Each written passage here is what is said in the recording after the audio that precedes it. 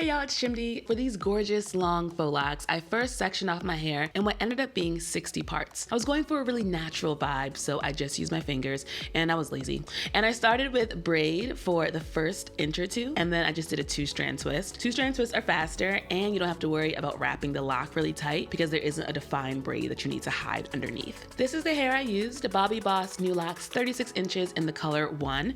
There were 2 sets of 12 locks in each pack, so 24 locks total. And I used 2.5 packs. I then crochet the lock in by putting my finger through the loop, pulling the lock under my braid, and then pulling both my braid / twist and the lock through the loop and tightening the loop against my scalp.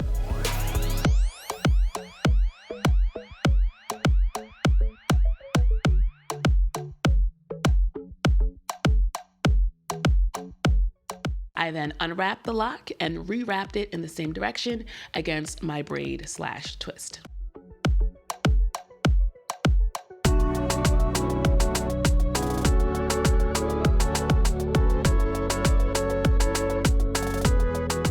It took me about 90 minutes to section my hair and then another 3 hours to wrap the individual locks. And here's the process one more time.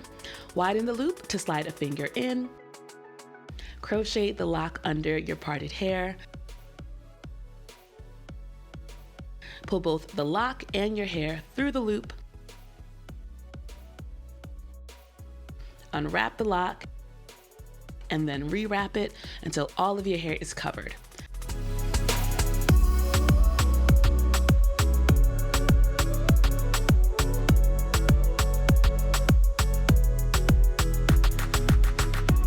I personally pass the time by watching this wild Swedish show on Netflix called Love and Anarchy.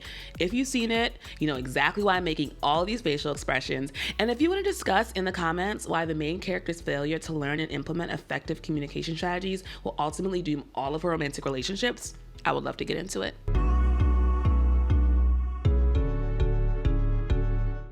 This is the volume of 1 pack of hair, which is 24 locks.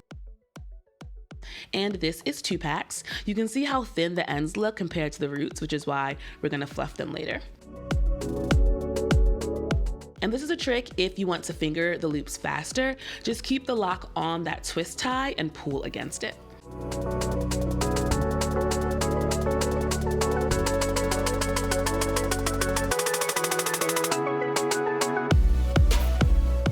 All right, here's how my hair is looking after the installation. You can see how it looks natural and full in the roots, but here at the ends, it's a lot shinier, a lot thinner. So I just pulled out the locks, unwrapping and rewrapping sections all the way down to give them more volume.